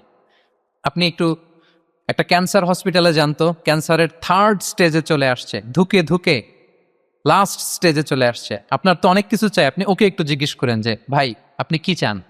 ও টাকা চায় না? ক্যান্সারের রোগী টাকা চাবে, খ্যাতি চাবে, ব্রাইট ক্যারিয়ার চায়। সে কি চায় বলেন তো একটু? সে একটু বাঁচতে চায়। যে ভাই তুমি কি চাও? বলবে আমি কিছু চাই না, একটু বাঁচতে চাই। বার্ন ইউনিটে যদি কখনো যাওয়ার সুযোগ হয়, দেখবেন যে চিৎকার করে তারা, এত কষ্ট, এই দহনের কারণে এত কষ্ট, তারা চিৎকার করতে থাকে হসপিটালকে কাঁপিয়ে। আপনি ওকে একটু জিজ্ঞেস করবেন, ভাই কি চাও? বলেন তোর চাওয়াটা কি? ও শুধু বাঁচতে চায়, কিন্তু ওই বেঁচে থাকা নিয়ে তো আমাদের কোনো ফিলিংসই নাই। আমরা যে বেঁচে আছি এটা যে শুকরগুজার হওয়ার অনেক বড় একটা কারণ, আমরা এরকম করে ভাবিই না। এজন্য সুপ্রিয় সুধী মণ্ডলী, আমরা যে বেঁচে আছি এজন্য আলহামদুলিল্লাহ। শুধু বেঁচে থাকার কারণে আমরা কি পড়বো? তাহলে গ্রেটফুলনেস, আপনি যদি ইসলামিক লাইফস্টাইলে নিজেকে অভ্যস্ত করতে চান, আপনার যেমনি অপটিমিস্টিক হইতে হবে, এট দ্য সেম টাইম আপনাকে কি হইতে হবে? গ্রেটফুল হইতে হবে। 7 নম্বরে তাওয়াক্কুল, পুট ইউ ট্রাস্ট অন আল্লাহ, because only he can help you, only he can protect you, and when you put your trust on Allah, you are in a divine shield. আপনি যখন আল্লাহর উপর নিজেকে ন্যস্ত করেন, আপনি একটা ডিভাইন, একটা প্রোটেকশনের ভেতরে থাকেন। বিশ্বাসীরা কি করে? আল্লাহর উপর ভরসা করে। কি করে? কার উপর? তদবিরের উপর, লবিং এর উপর, মামা চাচা? তাহলে আল্লাহর উপর ভরসা হবে। কার উপর? ফাইদা আযামতা ফাতাওয়াক্কাল আলাল্লাহ, আল্লাহর উপর ভরসা করব। এমনকি ঘর থেকে বের হওয়ার সময় রাসূল সাল্লাল্লাহু আলাইহি ওয়াসাল্লাম আমাদেরকে বলেছেন আল্লাহর উপর তাওয়াক্কুল করো। আমরা কি দোয়া পড়ি বলেন তো ঘর থেকে বের হয়ে? বিসমিল্লাহি তাওয়াক্কালতু আলাল্লাহ। এই তাওয়াক্কুল নিয়ে আমাদের অনেক মিসকনসেপশন আছে। আমাদের মধ্যে একটা প্রবণতা আছে, অনেকে বলে যে যা হবে হবে, আল্লাহ ভরসা। বলে যে যা হবে হবে, কি ভরসা? কথা বলতে হবে তো আমার সাথে। আপনারা কি বোরিং হচ্ছেন? ওরে আল্লাহ, অনেক রাত হয়ে গেছে, তো শেষ করে দেই তাহলে। আর কয়েক মিনিটের মধ্যে শেষ করবো ইনশাআল্লাহ। তাহলে অনেকের মধ্যে একটা প্রবণতা আছে, তারা বলে যে যা হয়েছে হয়েছে, কি ভরসা? যা করে আল্লাহ, আল্লাহ ভরসা। এটা it's not the concept of তাওয়াক্কুল। এটা তাওয়াক্কুল নয়। ইসলামে তাওয়াক্কুল is always at the second step. The first step is you refer. প্রথমে আপনি চেষ্টা করবেন, এরপরে আপনি আল্লাহর উপর তাওয়াক্কুল করুন। কিছু না করে যদি বলেন আমি আল্লাহ ভরসা, এটা আল্লাহ ভরসা হয়েছে? এটা আপনার মন গড়া একটা কথা হয়েছে, কিন্তু এটা তাওয়াক্কুল হয়? আমাদের অনেকে অলসতা, অকর্মণ্যতা, অপারগতা, হীনমন্যতা এগুলার তাওয়াক্কুল বানায় ফেলেছে। হাত গুটায় বসে থাকবে, কাজ করবে না, অলস, আর বলে কি আল্লাহ ভরসা। রিজিকের মালিক আল্লাহ, কিছু করবে না আর বলে আল্লাহ ভরসা। প্রিয় ভাইরা, রাসূল সাল্লাল্লাহু আলাইহি ওয়াসাল্লাম তিনি অলসতা, অকর্মণ্যতা, হীনমন্যতা, কাপুরুষতা, ভীরুতা এগুলো থেকে আল্লাহর কাছে পানাহ চেয়েছেন। নিজের সাধ্যের সবটুকুন তিনি করেছেন, তারপরে আল্লাহ ভরসা করেছেন। এবং পাখিকে ইসলামে তাওয়াক্কুলের মডেল বানানো হয়েছে। রাসূল সাল্লাল্লাহু আলাইহি ওয়াসাল্লাম বলেন, লাউ আন্নাকুম তাতাওয়াক্কালুনা আলাল্লাহি হাক্কা তাওয়াক্কুলিহি লা রাযাকাকুম কামা ইয়ারযুকুত তুয়ুর তাগদু খিমাসান ওয়া তারুহু বিতানা। মানে তোমরা যদি পাখির মতো তাওয়াক্কুল করো, তাহলে পাখিকে আল্লাহ যেমন রিজিক দেয় তোমাদেরকেও রিজিক দিবে। পাখি কি করে বলেন তো? প্রতিদিন সকালবেলায় ওর ঘরের ভিতরে বসে বলে যে আল্লাহ ভরসা। বলে? বরঞ্চ কি করে সে? সকাল সকাল কিচির মিচির রবে দিক দিগন্ত মাতিয়ে সে বের হয়ে যায়, সারাদিন ঘুরতে থাকে। তাহলে খালি পেটে সকালবেলায় পাখিগুলো বেরোয় যায়, আকাশে বাতাসে ছুটে বেড়ায়, আর বিকেল বেলায় ওদর পূর্তি করে প্রতিটা পাখিকে তার নিড়ে ফিরিয়ে দেয় কে? আপনারা তো বোঝা অনেক সহজ। এটা তো নাকি একেবারে আপনাদের জাহাঙ্গীরনগর, এটা তো নাকি পাখিদের অভয়ারণ্য শুনলাম আমি। কখনো আসা হয়নি আমার, দিনের বেলা আসা দরকার ছিল, তাহলে আপনাদের ক্যাম্পাস বিউটি আমি দেখতে পেতাম। তো পাখি কিন্তু বসে থাকে না, সকালে কি করে? খালি পেটে পাখিগুলো বেরিয়ে যায়, ওরা ওদের রোল প্লে করে, চেষ্টা করে, এরপরে বিকেলবেলা ওদর পূর্তি করে তাদেরকে নেড়ে ফিরিয়ে দেয় কে? তাহলে পাখিকে তাওয়াক্কুলের মডেল বানানো হয়েছে। আপনি হাত গুটিয়ে বসে থেকে বললেন আল্লাহ ভরসা, এটা হয়েছে না। আপনি আপনার সর্বোচ্চটুকুন চেষ্টা করবেন, সব করার পরে এরপরে আপনি বলবেন আল্লাহ ভরসা। তাহলে তাওয়াক্কুল হলো প্রথমে যে কোনো জিনিস অ্যাচিভ করার জন্য পরিকল্পনা করা, তারপর সে পরিকল্পনা বাস্তবায়নের উপায় বের করা, তারপর বিভিন্ন উপায় উপকরণের সাহায্য নিয়ে সেটা অ্যাচিভ করার জন্য প্রাণান্তকর প্রচেষ্টা চালিয়ে যাওয়া, অবশেষে ফলাফলের জন্য কার উপর নির্ভর করা। দিস ইজ কল্ড তাওয়াক্কুল। এখন আমি কিছুই করলাম না, বললাম যে যা করে আল্লাহ, তাওয়াক্কুল হয়েছে তো না? আমাদের সমাজে দুইটা ধারণা। কেউ কেউ বলে আরে আমি তো সব করব, তাওয়াক্কুলের দরকার কি? Absolutely wrong. আবার অনেকে মনে করে আল্লাহই সব করে দিবে, এটাও absolutely wrong. The concept of ইসলাম is in between this two extreme lines. এই দুইটার মাঝখানে হচ্ছে তাওয়াক্কুল। তাহলে তাওয়াক্কুলের মেকানিজম হচ্ছে আমার সাধ্যের সবটুকুন আমি করব, তারপরে আল্লাহ সাহায্য আসবে, সেজন্য আমি তাওয়াক্কুল করব। আপনারা মূসা আলাইহিস সালামের ঘটনা জানেন। উনি যখন বনী ইসরাইলকে নিয়ে লোহিত সাগরের সামনে আসলেন, ফেরাউন তার সৈন্য নিয়ে ধাওয়া করলো, আল্লাহ তাআলা সাথে সাথে কি রাস্তা বানাই দিলেন নাকি? সাগরের মাঝখানে না। আল্লাহ বললেন আনিদ্রিব বিআসাকাল বাহর, লাঠি দিয়ে একটা বাড়ি মারো সাগর। মূসা আলাইহিস সালাম বাড়ি না মারলে তো আল্লাহ রাস্তা বানাতে পারতেন না, না পারতেন না? পারতেন, কিন্তু এটা তাওয়াক্কুলের মেকানিজম নয়। ওনাকে বলেছেন বাড়ি মারো, উনি লাঠি দিয়ে বাড়ি মারলেন, বিশাল রাস্তা হয়ে গেল। মারিয়াম আলাইহিস সালাম যখন ঈসা আলাইহিস সালামকে ডেলিভারি করলেন, ক্লান্ত শ্রান্ত ক্ষুধার্ত, কি খাবেন? আল্লাহ তাআলা বললেন ওয়াহুজ্জি ইলাইকি বিজিযইন নাখলাতি তুসাকিত আলাইকি রুতাবান জানিয়া, মানে ম্যারি মানে মারিয়াম, একটু কষ্ট করে উঁচু হয়ে পাশে একটা খেজুর গাছ আছে, ওটা ডাল ধরে টান দাও, টসটসে পাকা খেজুর পড়বে নিচে, ওটা খাও। উনি টান না দিলে আল্লাহ এমনি অটোমেটিক্যালি পাঠাতে পারতেন না খেজুর? আল্লাহ পাঠাননি। তাহলে এই পৃথিবীর সিস্টেম হচ্ছে আপনাকে কষ্ট করতে হবে, আপনার রোলটা আপনাকে প্লে করতে হবে। ইসলামে তাওয়াক্কুল is always at the second step, the first step is your effort. আপনাকে চেষ্টা করতে হবে, তারপরে আপনি তাওয়াক্কুল করবেন, তাহলে এটা প্রপার তাওয়াক্কুল হবে। তাহলে এখন থেকে হাত গুটিয়ে বসে থেকে আল্লাহ ভরসা বলবেন? আমরা এটা ভুল করে ফেলি। রাসূল সাল্লাল্লাহু আলাইহি ওয়াসাল্লাম, ওনার কাছে আল্লাহর সাহায্য আসতো, জিবরিল আলাইহিস সালামও আসতো, তারপরেও কখনো তিনি নিজের ভাগ্য আল্লাহর হাতে ছেড়ে দিতেন না। আমাদের মতো যা করে আল্লাহ ভরসা বলে কখনো নিজের ভাগ্য আল্লাহর হাতে ছেড়ে দিতেন, বরং নিজের সাধ্যের সবটুকুন দিয়ে তিনি চেষ্টা করতেন। তারপর তিনি ভরসা করতেন কার উপর? আপনি হিজরতের ঘটনাটা দেখেন। আল্লাহ যেদিন বললেন যে আজ রাতেই তুমি আর আবু বকর হিজরত করো, রাসূল সাল্লাল্লাহু আলাইহি ওয়াসাল্লাম ওই দিন দুপুরবেলা আবু বকর রাদিয়াল্লাহু তাআলা আনহুর ঘরে গেলেন। তিনি কখনো দুপুরবেলা বেরোন না, তিনি কখনো মাস্ক পরে বেরোতেন না। সেদিন তিনি মাস্ক পরে বেরোলেন, খারাজা মুতাকান্নিয়ান, মুখ ঢেকে বেরোলেন। আবু বকর রাদিয়াল্লাহু তাআলা আনহুর ঘরে যেয়ে বলেন, আবু বকর আখরিজ মান ফিল বাইত, ঘরে যারা আছে বের করে দাও, প্রাইভেট আলাপ আছে। আবু বকর রাদিয়াল্লাহু তাআলা আনহু বললেন, ইয়া রাসূলুল্লাহ, আসমা আর আয়েশা একজন তো আপনার পরিবার আর একজন তার বোন, আমরাই তো, বলেন। রাসূল সাল্লাল্লাহু আলাইহি ওয়াসাল্লাম আশ্বস্ত হলেন, বললেন যে আজ রাতেই আমরা হিজরত করব, আজ রাতেই। মক্কা থেকে মদিনা হচ্ছে উত্তর দিকে, কোন দিকে? আপার নর্থ। তিনি মক্কা থেকে মদিনায় হিজরত করবেন উত্তরে, কিন্তু তিনি বের হলেন দক্ষিণ দিক দিয়ে, শত্রুর চোখে ধুলি দেওয়ার জন্য। দেখেন, দিনের বেলা বেরোলেন না, রাতে বেরোলেন। দেখেন, একটার পর একটা প্রিকশন। দুপুরে বেরোলেন, চেহারা ঢেকে বেরোলেন, প্রাইভেসি মেনটেন করলেন। ডেস্টিনেশন এদিকে, বের হলেন এই দিক দিয়ে, সবার চোখের অন্তরালে তিনি বের হলেন।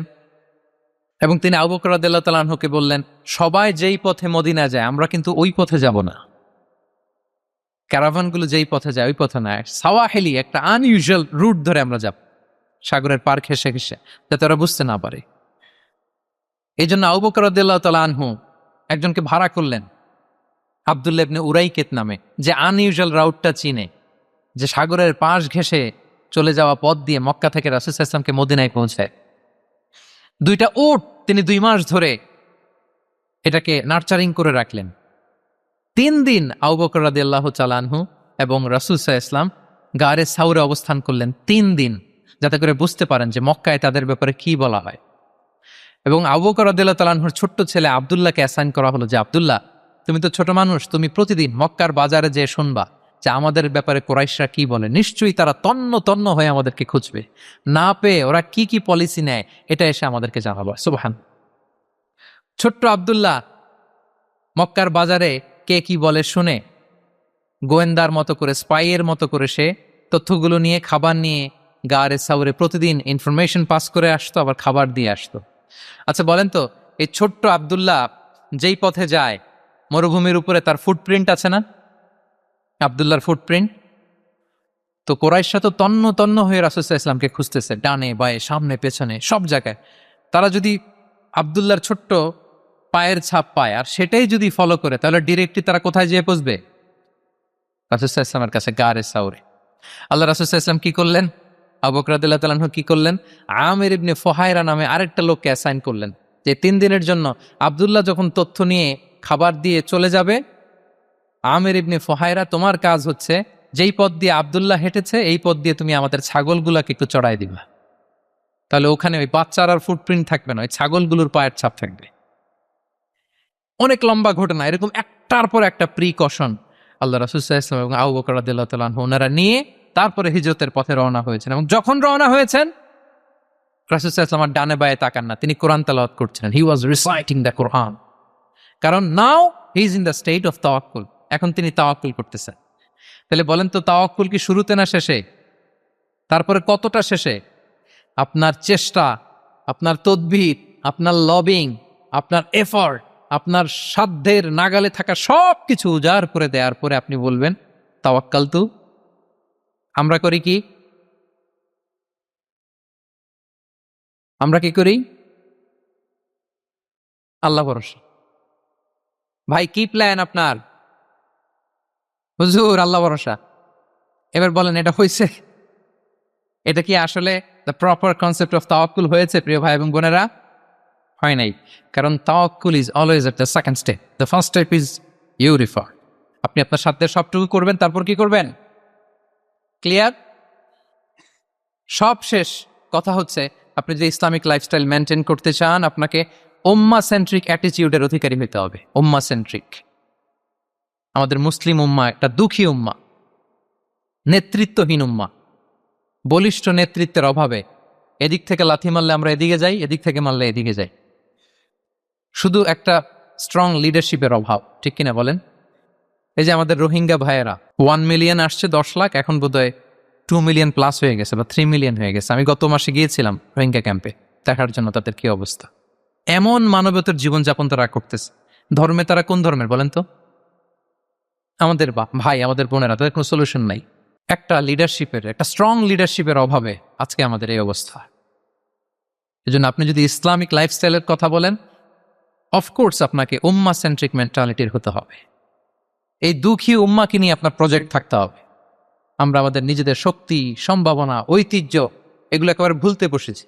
আমরা যে যোদ্ধা ছিলাম, আমরা যে বিজয়ী ছিলাম, আমরা বেমালুম ভুলেই গিয়েছি। জ্ঞান বিজ্ঞানে একসময় আমরা লিড দিয়েছি, ঠিক কিনা বলে?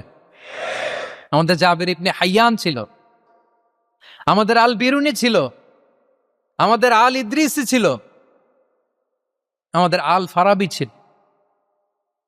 এই নলেজ এখন ওয়েস্টে ট্রান্সফার হয়েছে। সেই নলেজ আবার ট্রান্সফার হয়ে আমাদের করতলগত একদিন হবে ইনশা। তো এই প্রজেক্ট তো আমাদের নাই। একদিন যে আমাদের হাতে আসবে, হুজুর আল্লাহ ভরসা নাকি? শুধু আল্লাহ ভরসা বলে বসে থাকলে হবে? সেলফ সেন্টার্ড হওয়া যাবে না। উম্মা সেন্ট্রিক আমাদেরকে হইতে হবে। উম্মার জন্য আপনার হৃদয়ে একটা দরদ থাকতে হবে। অন্যের জন্য কাজ করার একটা মেন্টালিটি আমাদের গ্রো করতে হবে। যারা অন্যের জন্য করে তারা জানে যে এটাতে কি সুখ, কি মজা। আপনি অন্যকে দান করে দেখেন, একটা সুখানুভূতি আপনার মধ্যে কাজ করবে। এবং রাসূল সাল্লাল্লাহু আলাইহি ওয়াসাল্লাম বলেন, আল্লাহু ফি আউনিল আবদি মা দামাল আবদু ফি আউনি আখি। আল্লাহ তাআলা ততক্ষণ পর্যন্ত বান্দার সাহায্যে থাকে, ওই বান্দার, যতক্ষণ পর্যন্ত এই বান্দা তার ভাইয়ের সাহায্যে থাকে। এজন্য আমাদের প্রতিটি কাজে, পদক্ষেপে আমাদের নির্যাতিত ভাইয়েরা যেন তারা আমাদের চিন্তায় থাকে, তারা যেন আমাদের দোয়ায় থাকে, আমাদের সহযোগিতায় থাকে, এবং উম্মার জাগরণে যেন নিবেদিত হয় আমাদের সকল এফোর্ট, সকল প্রজেক্ট, সকল প্রচেষ্টা। কি পারা যাবে কিনা বলেন? উম্মার জন্য এরকম স্যাক্রিফাইসিং মেন্টালিটি আমাদের থাকার দরকার আছে না নাই বলেন? তাহলে উম্মা সেন্ট্রিক মেন্টালিটি আমাদের করতে হবে, সম্মানিত সুধী মণ্ডলী। তাহলে ইসলামিক লাইফস্টাইল নিয়ে যদি আমরা কথা বলি, আমাদের উম্মা সেন্ট্রিক হওয়ার কোনো বিকল্প নাই। আমি যদি পুরো আলোচনার সামারি করি, তাহলে বলতে হবে, শুরুতে আমি যেটা বলেছিলাম যে এখানে পিক অ্যান্ড চুজ করে ইসলামিক লাইফস্টাইল অ্যাডাপ্ট করার আমাদের কোনো সুযোগ মনে আছে? যে কথা দিয়ে শুরু করেছিলাম, পিক অ্যান্ড চুজ করা যাবে মন মতো? না, পুরোটাই মানতে হবে। এবং 8টা, মোস্ট লাইকলি 8টা core values of Islamic lifestyle আমি আপনাদের সাথে শেয়ার করেছি। একটু যদি রিকল করি, 1 নম্বরে কি বলেছিলাম বলেন তো? হালাল। হালাল মেনটেন করতে হবে, হারামের সাথে আমাদের কোনো সম্পর্ক। 2 নম্বরে প্রোডাক্টিভিটি। 3 নম্বরে ফিতরা বেসড লাইফস্টাইল হতে হবে। 4 নম্বরে মডেস্টি। 5 নম্বরে হতাশ হওয়া যাবে না, মনকে তুমি বুঝিয়ে বলো আল্লাহ আছেন আমার সাথে, অপটিমিজম। তারপরে আল্লাহর উপর ভরসা করা, গ্রেটফুলনেস। 7 নম্বরে কোনো কিছু না করে, হ্যাঁ,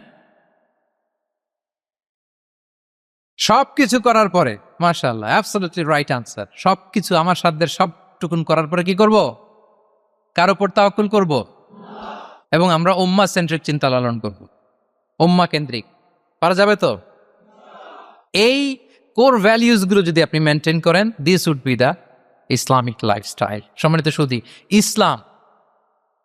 ইসলাম আমাদেরকে যে লাইফস্টাইল প্রেসক্রাইব করেছে, সেই প্রেসক্রাইব লাইফস্টাইলে আমাদেরকে সাবস্ক্রাইব করতে হবে। এর বাইরে মুসলিমের কোনো লাইফস্টাইল থাকতে পারে, এর বাইরে অন্য কোনো লাইফস্টাইল আল্লাহর কাছে গ্রহণযোগ্য হতে পারে। আল্লাহ তাআলা আমাদের সবাইকে কথাগুলো বোঝার ও আমল করার তৌফিক দান করুন। সম্মানিত সুধী মণ্ডলী, আমি আবারও পাঠশালাকে শুকরিয়া জানাই, বিশ্ববিদ্যালয় কর্তৃপক্ষকে শুকরিয়া জানাই, এবং দীর্ঘ 1 ঘন্টারও বেশি সময় ধরে আপনারা যারা এই লম্বা আধুনিক যুগে ইসলামিক লাইফস্টাইল শিরোনামের এই সেমিনারে অংশগ্রহণ করলেন, আপনাদের সবাইকে আবারও প্রাণ ঢালার শুভেচ্ছা এবং অভিনন্দন জানিয়ে আমার আলোচনা এখানে আমি শেষ করছি। হাযা মা ইনদি ওয়াল ইলমু ইনদাল্লাহি আলাইহি তাওয়াক্কালতু ওয়া ইলাইহি উনীব। ওয়াসসালামু আলাইকুম ওয়া রাহমাতুল্লাহি ওয়া বারাকাতুহু।